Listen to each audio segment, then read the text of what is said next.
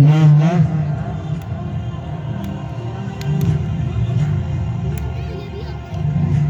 يا الله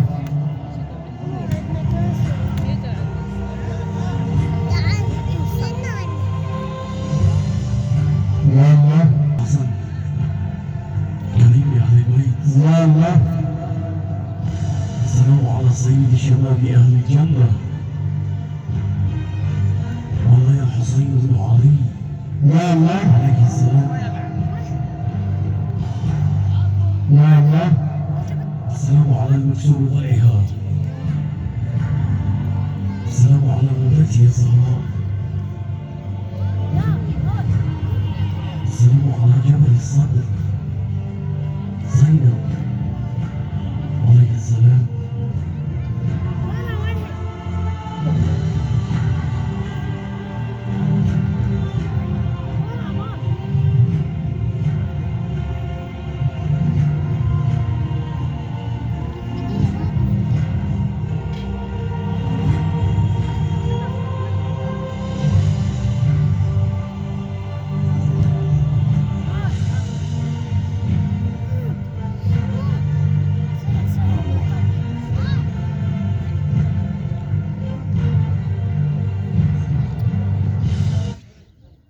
نقدم لكم هذا العمل المسرحي الإسلامي بعنوان الانقلاب. الانقلاب عمل يتحدث عن أهم الأحداث التي جرت على مولاتنا الزهراء منذ أن استشهد النبي الأكرم صلوات الله عليه وعلى آله، وكذلك هي أهم الأسباب التي أدت إلى شهادة مولاتنا الزهراء. سمي العمل بهذا الاسم الانقلاب اقتباسا من قوله تعالى: بسم الله الرحمن الرحيم، وما محمد إلا رسول قد خلت من قبله الرسل أفإن مات أو قتل انقلبتم على أعقابكم. صدق الله العلي العظيم. كما أن الأحداث التي ستعرض في هذا العمل بخير مصداق على انقلاب الناس على بيت علي وما جرى عليهم بعد وفاة النبي الأكرم. لقد بذل النبي الأكرم جهدا كبيرا في سبيل هداية الأمة ووضعها على الطريق الصحيح.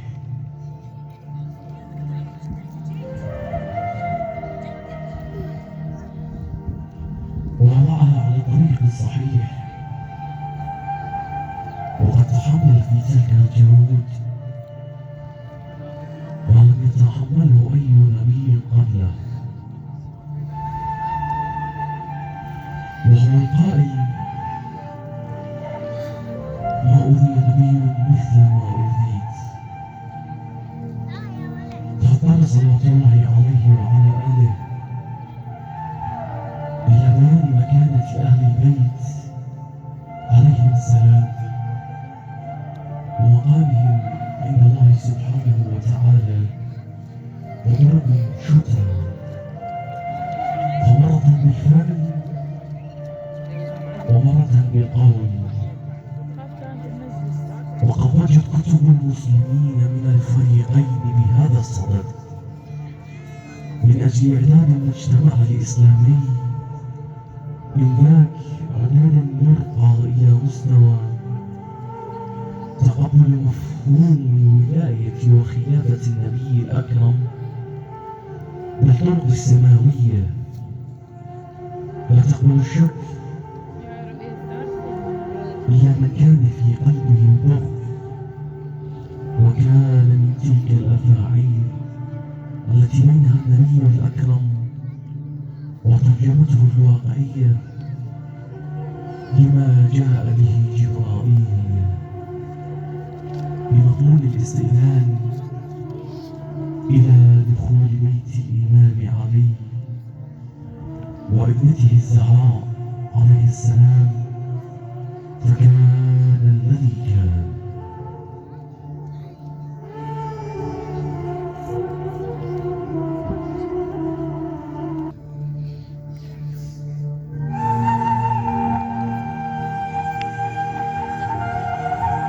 قبل وفاة النبي بأيام أقبل رسول الله على بيت علي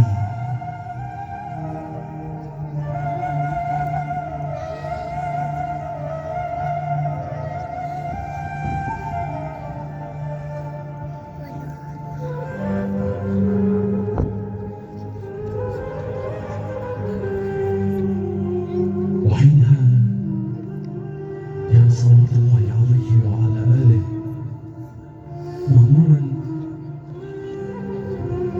وقد بان الحزن والأسى على وجهه، فنهى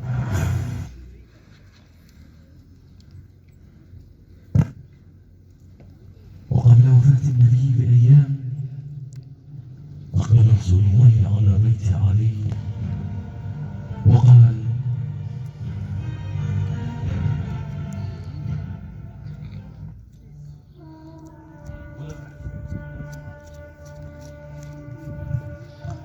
السلام عليكم يا أهل بيت النبوة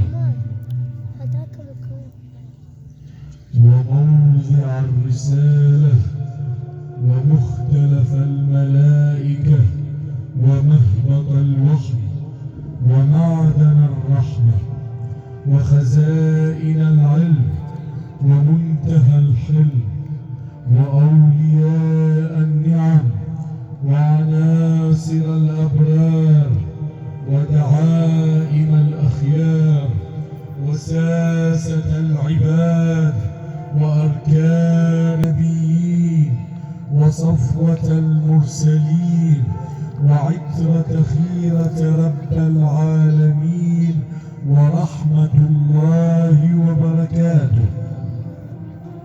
خرج مولاي أمير المؤمنين علي بن أبي طالب عليه السلام من داره إلى ما سمع من رسول الله،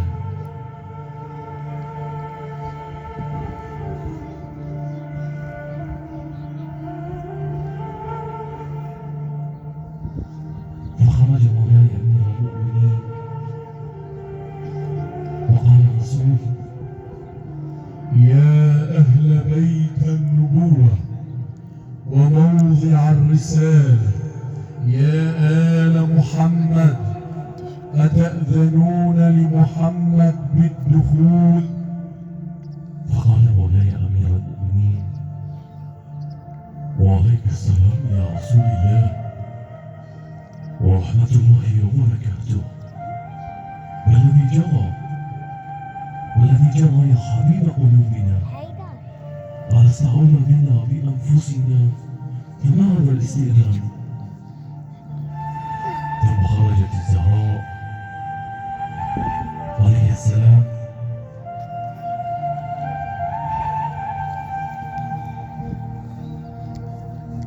وقالت: وعليك السلام يا أبتاه ورحمة الله وبركاته.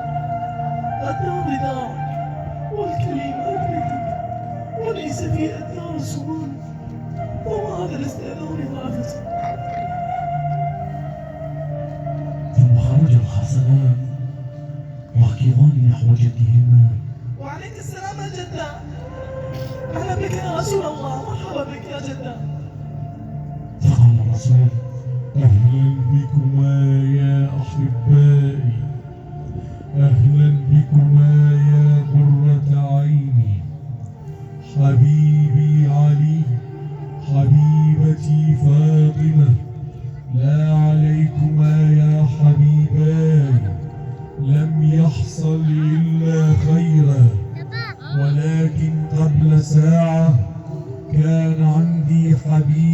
جبرائيل واخبرني عن الله سبحانه وتعالى إلا أدخل بيتكما حتى أستأذن منكما، فهل تأذنان لي بالدخول؟ على الرحب والسعة يا رسول الله، على الرحب والسعة. تفضل تفضل، قرة عيوننا ورؤيتك يا حبيب الله. تفضل يا جدة، تفضل.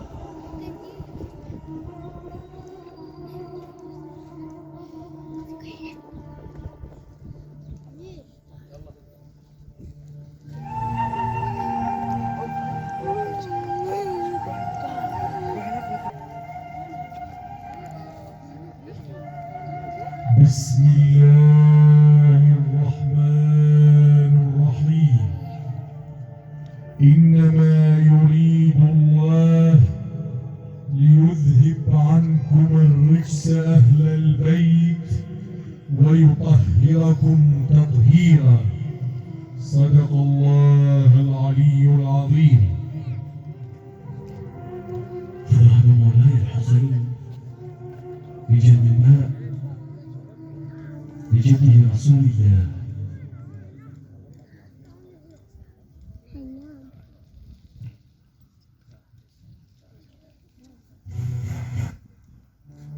فلما رآه الرسول قال: حبيبي حسين، أأنت تجلب الماء؟ نعم نعم، والله يا جدة. إلي حبيبي حسين. ما الذي يبكيك يا أبتاه؟ ما الأمر؟ لقد تذكرت ما سيجري عليه بعدي من مصائب ومحن. أي مصاب يا أبتاه؟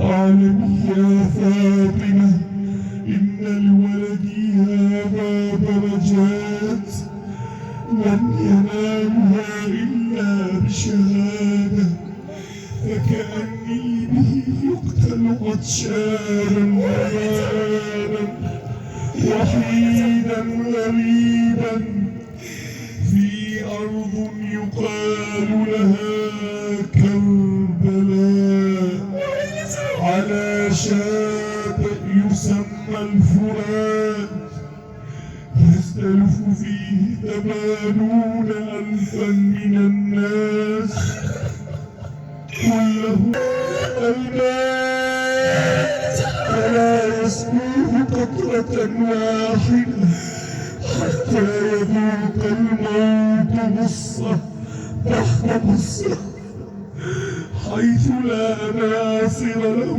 ولا معين، فيستغيث ولا يغاث. ثم نهض الحسن أنا وقال: يا جدة، أنا يا جدة سأكون معه وأحمي عنه.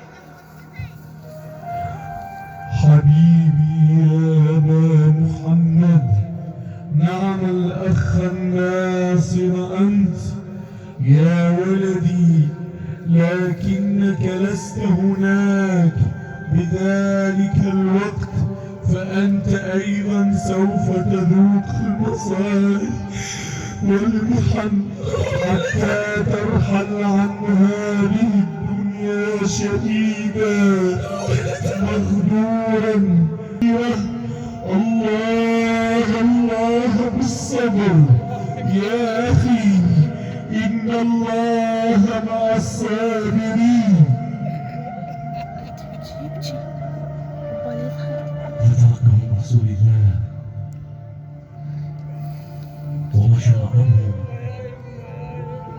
وإذا بزينب ركضت خلفه وتنادي: جدة، جدة يا رسول الله، إلى أين ذاهب؟ بني زينب، أدخلي دموعك ليوم فقد أمك وأبيك وأخويك.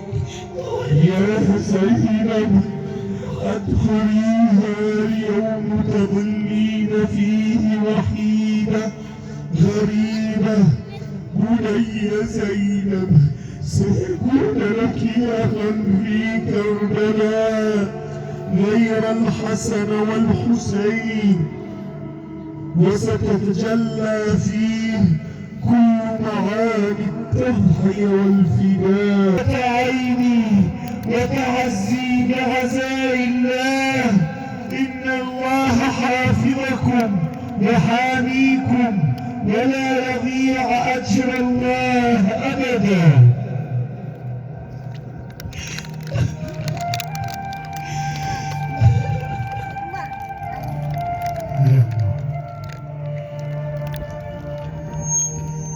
ولا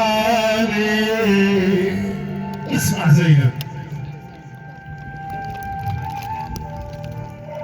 ولا يا عيني ولا عيني ولا عيني ولا عيني الدهر من زغر يا جدي، دهاير الدهاير يا جدي من زغر، ولا عيني ولا عيني ولا عيني ولا عيني لا نلمتت ويا امي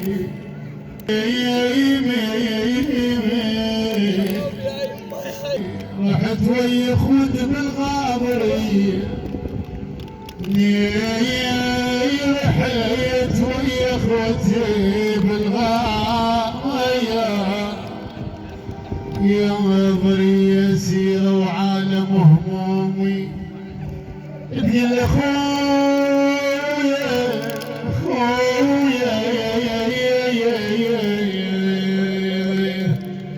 اخويا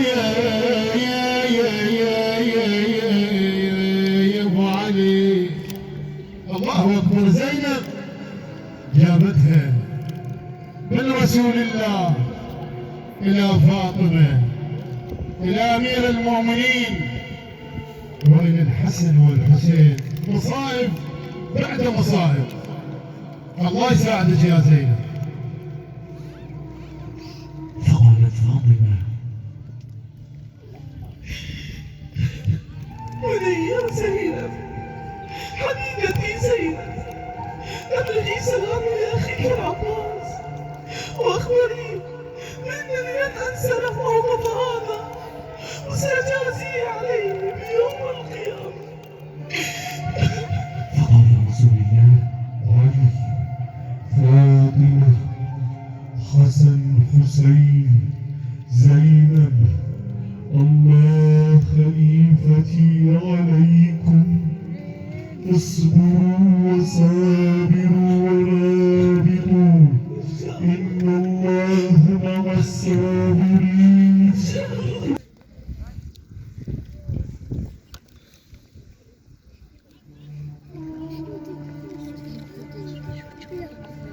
حتى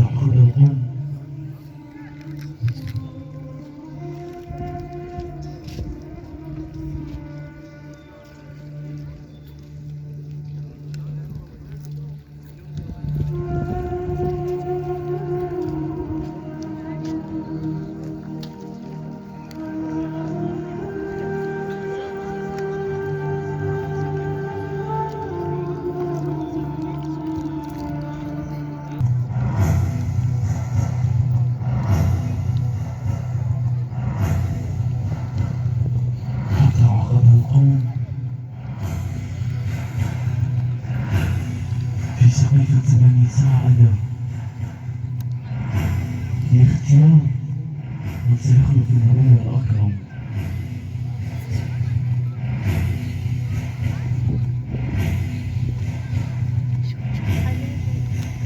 حطت الاختيار أبا بكر ابن أبي قحافة، والذي بداره أعلن الحرب على بيت آل النبي، فكانت أولى خطواته باختصار أرض فدك لملكة الزهراء، وهي أرض تركها النبي لابنته الزهراء، وهنا